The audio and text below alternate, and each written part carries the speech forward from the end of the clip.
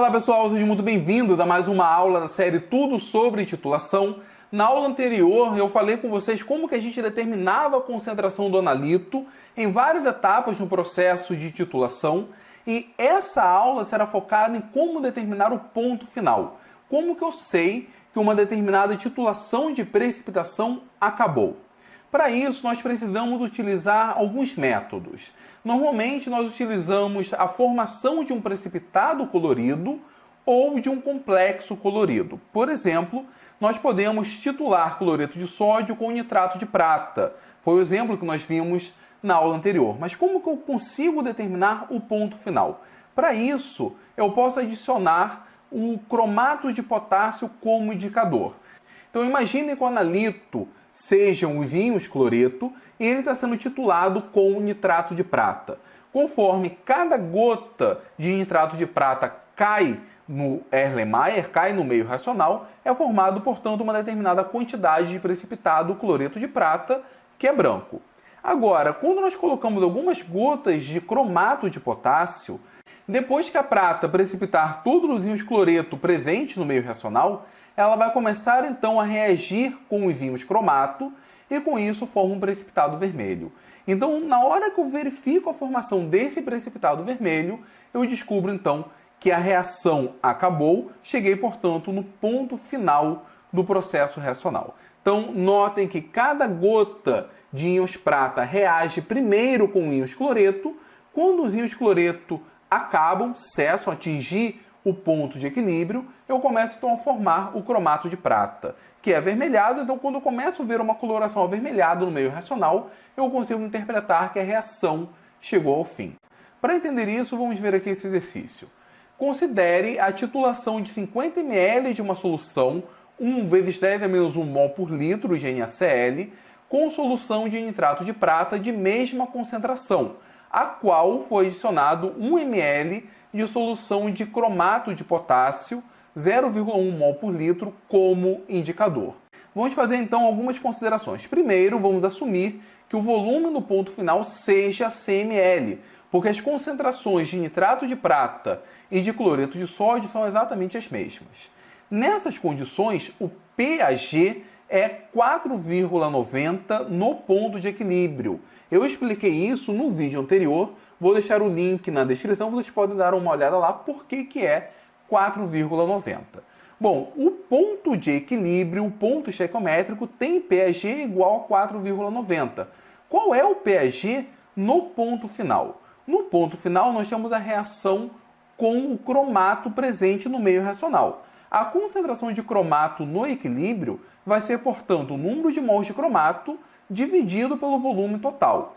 O número de mols de cromato vai ser igual à concentração analítica do cromato de potássio vezes o volume de cromato de potássio adicionado dividido pelo volume total. Nós temos, portanto, que a concentração de cromato no equilíbrio vai ser 0,1, devido à concentração analítica do cromato, vezes o volume, que é 1 ml, dividido pelo volume no ponto final, que eu estou assumindo como sendo CmL. Isso é uma aproximação.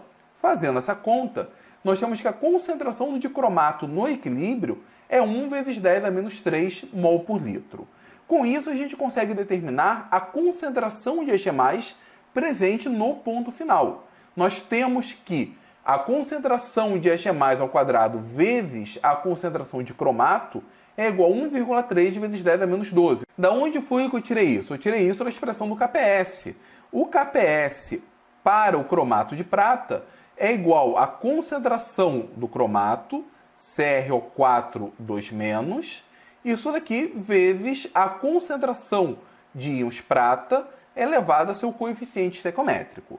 Uma vez que eu tenho, então, o KPS para a solubilidade do cromato de prata, e eu sei qual é a concentração de íons cromato presentes no equilíbrio, eu consigo determinar a quantidade de íons prata necessários para precipitar o cromato de prata. Eu posso dizer que a quantidade de íons prata, a concentração de íons prata, é igual ao KPS dividido pela concentração do cromato, só que a raiz quadrada disso, porque o expoente dos íons prata é 2.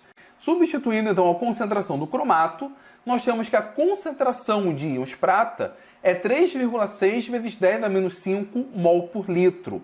Essa é a concentração mínima de íons prata para precipitar o cromato de prata e nós vemos então o precipitado avermelhado. Isso nos dá um pH de 4,44. Essa é a base, portanto, do método de Mohr, um método que a gente utiliza para dosar principalmente a concentração de haletos.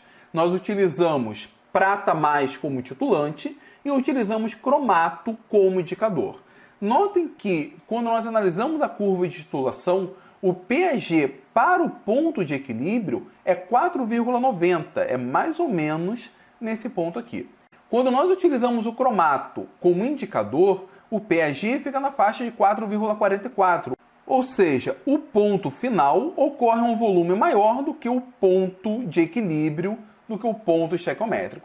Porém, essa diferença é muito pequena, porque ocorre a viragem exatamente nessa faixa, onde a curva de titulação é quase que perpendicular ao eixo do volume de titulante. Essa é a ideia, portanto, do método de Mohr. Vamos fazer aqui um exercício para deixar isso claro. Esse exercício, na verdade, foi retirado na prova para o Instituto Federal de Minas Gerais em 2014. Eu abordo essa questão no meu curso Tudo sobre Química em Concursos, que eu vou deixar o link na descrição caso tenha alguém interessado. A titulometria de precipitação inclui vários métodos analíticos. Um dos mais difundidos é o método de Mohr, método argentimétrico que emprega como indicador uma solução de íons cromato. Um dos requisitos deste método é o ajuste de pH da solução a ser titulada entre 6,5 e 10. Por que a necessidade desse ajuste de pH? Note que nós estamos utilizando cromato como indicador. Nós precisamos formar o cromato de prata. Acontece que o cromato em meio ácido forma o dicromato. E o dicromato não forma precipitado. Então, isso daqui é uma restrição quando nós trabalhamos com cromato em meio ácido. Além disso, em meio básico, nós temos os íons Ag+, reagindo com íons hidróxido, formando o hidróxido de prata, que acaba se decompondo em óxido de prata. Eu preciso ter no meio reacional íons cromato e íons prata+. Então, por isso que eu não posso trabalhar com pH menor do que 6,5, porque um pH menor do que 6,5 transforma o cromato no dicromato. E um pH maior do que 10 faz com que os íons prata precipitem como hidróxido de prata e, posteriormente, formem o óxido de prata. Então, é essa necessidade de nós ajustarmos o pH na faixa entre 6,5 e 10, quando nós utilizamos cromato como indicador e utilizamos prata+ como titulante. Então, isso daqui foi o método de Mohr. Um outro método que nós podemos utilizar é a chamada titulação em excesso, que é a base do chamado método de Vollard. Como que isso aqui funciona? Primeiro de tudo, a gente precipita todos os haletos com excesso de íons prata. Então, eu coloco uma quantidade muito grande de íons prata, de tal forma que todo haleto presente ali como analito seja precipitado e eu tenho uma quantidade em excesso de íons prata. Depois, eu vou titular esse excesso de íons prata. Nós utilizamos para isso, normalmente, o tiocianato e nós utilizamos como indicador ferro 3+. Isso porque a prata primeiro vai formar o precipitado, o cloreto de prata, sendo que nós formamos esse precipitado com excesso de prata, ou seja, eliminamos todo o cloreto, que é o nosso analito, do meio reacional, ou transformamos, na verdade, em cloreto de prata. Esse excesso de prata, ele acaba então reagindo com o tiocianato, formando o tiocianato de prata, que também é insolúvel, também é um precipitado formado. Só que no meio reacional eu tenho íons ferro 3+. Então, quando o tiocianato precipitar toda a prata em excesso, ele vai acabar reagindo com os íons ferro 3+, formando este complexo que tem uma coloração vermelha bem intensa. E isso vai marcar, portanto, o ponto final. Então, resumindo, eu tenho cloreto de sódio, por exemplo, no Erlenmeyer, titulo, na verdade, eu coloco uma quantidade em excesso de prata, precipito todo o cloreto de prata possível e eu doso essa quantidade em excesso de prata com o tiocianato. E vou utilizar íons ferro 3+ para determinar o ponto final. Como eu sei a quantidade inicial de íons prata e como eu consigo determinar a quantidade de prata em excesso, eu consigo determinar a quantidade de prata utilizada para precipitar o cloreto de prata e, portanto, eu consigo determinar a concentração de cloreto. Esse método, o método em excesso, ele costuma ter o ponto final antes do ponto de equivalência, porém, isso acaba não sendo um problema. Então, deixando claro, o método de Mohr costuma ter o ponto final após o ponto de equivalência. O método de Vollard, utilizando essas condições, acaba tendo o ponto final antes do ponto de equivalência, mas nos dois casos, o erro associado é bem pequeno. Outra coisa que ajuda na eficiência desse método, a formação do complexo ela é muito intensa, mesmo em pequenas quantidades. Então, se foi formada uma quantidade pequena que seja desse complexo, nós já conseguiríamos perceber que chegamos no ponto final e, portanto, encerramos a titulação. E um outro detalhe operacional é que essa titulação costuma ser feita em meio ácido para evitar a formação do hidróxido férrico. Se ela ocorrer em meio básico, nós temos a formação do hidróxido férrico e fica muito difícil a formação do complexo avermelhado. Para deixar isso claro, vamos fazer um outro exercício. Esse daqui foi retirado da prova para o processo seletivo do programa de pós-graduação da Universidade Federal de Pernambuco. Se eu não me engano, também presente no meu curso Química para Concursos. Temos aqui uma amostra de 20 tabletes de sacarina, foi tratada com 20 ml de nitrato de prata com essa concentração. A reação é essa daqui. Então, nós temos a sacarina sódica reagindo com prata mais, formando então a sacarina de prata, podemos dizer assim, liberando sódio mais. Após a remoção do sólido, a titulação da solução resultante requereu 2,81 ml de KSCN com essa concentração. Nós sabemos que foi utilizada essa quantidade porque foi utilizada a determinação do ponto final com íons ferro 3+, como discutimos anteriormente. Calcular a massa média em miligramas da sacarina, nós temos aqui a massa molar da sacarina, em cada tablete. Então vamos lá, o que nós temos aqui? Primeiro, a sacarina sódica reage com prata e forma esse precipitado. Lembrando que aqui o processo de precipitação por excesso, o método de Vollard. Depois disso, nós temos que essa prata em excesso é titulada com tilcianato de prata. Então nós podemos dizer que o número de mols total de prata é igual ao número de mols de prata utilizado na titulação da sacarina mais a quantidade de prata em excesso. O número de mols de prata utilizado na titulação da sacarina é igual ao número de mols da sacarina, porque essa é uma reação com estequiometria 1:1.